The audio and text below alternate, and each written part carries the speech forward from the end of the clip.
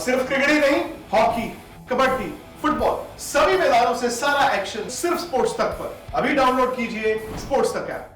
कांग्रेस के एक और ब्राह्मण चेहरे ने छोड़ दी है कांग्रेस। ललितेश त्रिपाठी ने क्यों कहा पार्टी को अलविदा, कहां जाएंगे, हम आपको यह बताएंगे। अभी तक चचाजान और भाईजान पर आप समाजवादी पार्टी और बीजेपी को सुन रहे थे।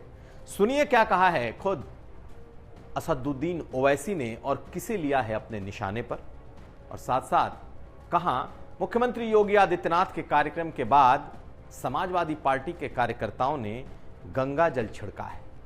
नमस्कार, मैं हूं कुमार अभिषेक, आप देख रहे हैं यूपी तक और हम हाजिर हैं अपना न्यूज शो आज का यूपी लेकर। अब खबरें विस्तार से। यूपी कांग्रेस के बड़े ब्राह्मण चेहरे ललितेश पति त्रिपाठी ने कांग्रेस छोड़ दी है।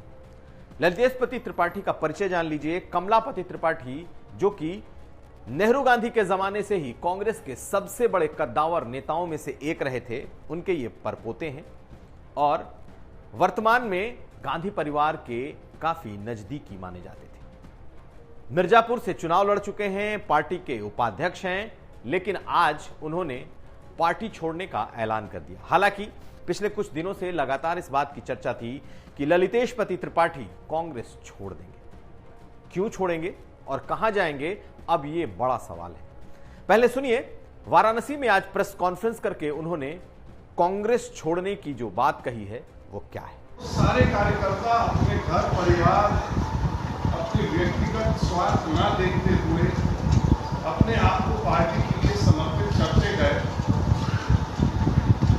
पार्टी की हर एक लड़ाई लड़ते रहे और आज पार्टी में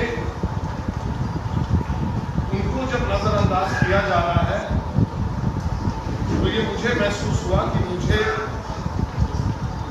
पद पे रहना और नेता बनने का कोई अधिकार नहीं मिलता है। दरअसल ललितेश पति त्रिपाठी ने यह नहीं बताया कि वो कहां जा रहे हैं, किस पार्टी में जा रहे हैं, क्या कोई नई पार्टी बना रहे हैं, लेकिन वो अपनी उपेक्षा से नाराज थे। तस्वीरें देखिए, उनकी तस्वीरें चाहे राहुल गांधी हो चाहे सोनिया गांधी हो, उनके साथ हमेशा दिखती रही। अब कांग्रेस पार्टी से उनका मोह भंग क्यों हुआ, क्या वो समाजवादी पार्टी ज्वाइन कर सकते हैं? सबसे बड़ी चर्चा पूर्वांचल में और खासकर ललितेश पति त्रिपाठी के कांग्रेस छोड़ने के बाद यही चल रही है कि वो सपा का दामन थामेंगे। लेकिन एक चर्चा बसपा की भी है और एक चर्चा बीजेपी की भी। सबसे तेज चर्चा समाजवादी पार्टी की है। अब देखना यह है कि क्या ललितेश पति त्रिपाठी कांग्रेस छोड़कर समाजवादी पार्टी जाते हैं, क्योंकि इस वक्त उत्तर प्रदेश के कई ऐसे छत्रप हैं जो समाजवादी पार्टी का दामन थामने की कोशिश कर रहे हैं। तो कहीं यह उसकी शुरुआत तो नहीं। चलते हैं अगली खबर की तरफ। यूपी में अब्बाजान और चचाजान की सियासत चल रही थी और सीधा इशारा असदुद्दीन ओवैसी की तरफ था और एक खास समुदाय की तरफ। लेकिन संभल में असदुद्दीन ओवैसी ने इस मुद्दे को छेड़ दिया।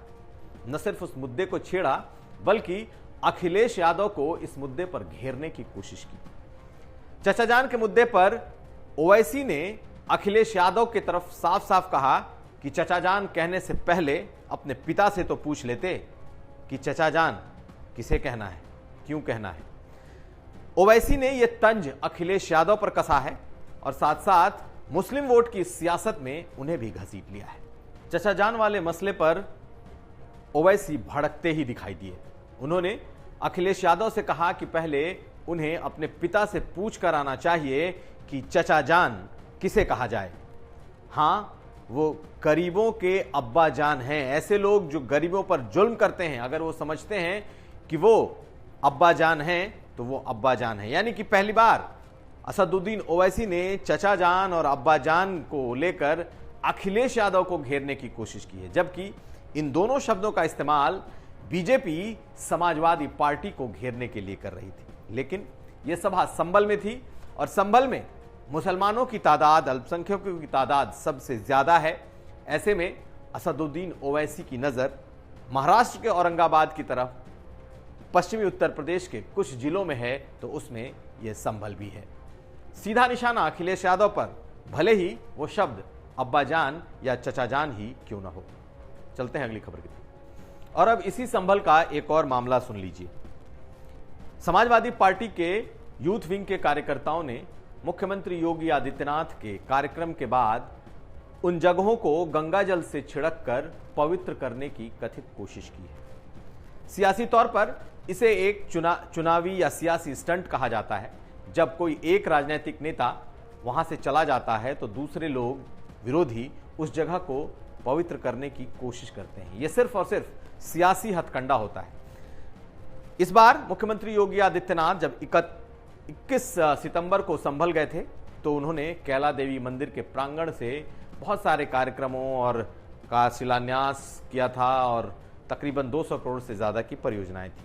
एक जगह पास में उनका हेलीकॉप्टर भी उतरा था और उसी जगह पर समाजवादी पार्टी के ये कार्यकर्ता उन जगहों को गंगा जल से पवित्र करते दिखे। न सिर्फ पवित्र करते दिखे कथित तौर पर, बल्कि उन्होंने इस बारे में अपनी बातें भी वायरल की।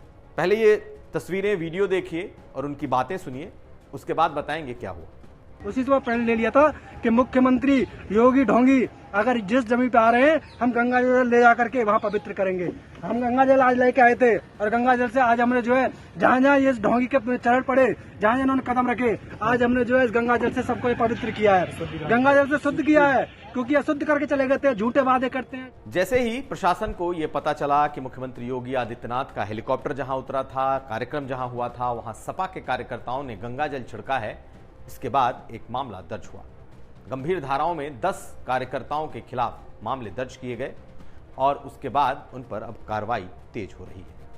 याद करिए, ऐसे कई मामले पहले भी हो चुके हैं। हालांकि आरोप ज्यादातर बीजेपी और भगवा पार्टियों या उससे जुड़े हिंदुवादी संगठनों पर लगता है कि ये लोग पिछड़ी जातियों, दलितों या ऐसे उनके कार्यक्रमों के बाद गंगा जल छिड़क देते हैं।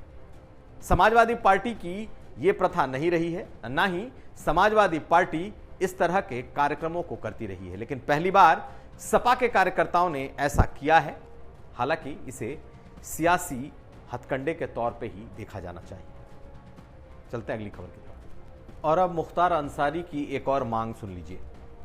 आज बाराबंकी के एक कोर्ट में वीडियो कॉन्फ्रेंसिंग के जरिए मुख्तार अंसारी की पेशी थी और उन्होंने पेशी में जो आरोप लगाए वो बेहद ही गंभीर है।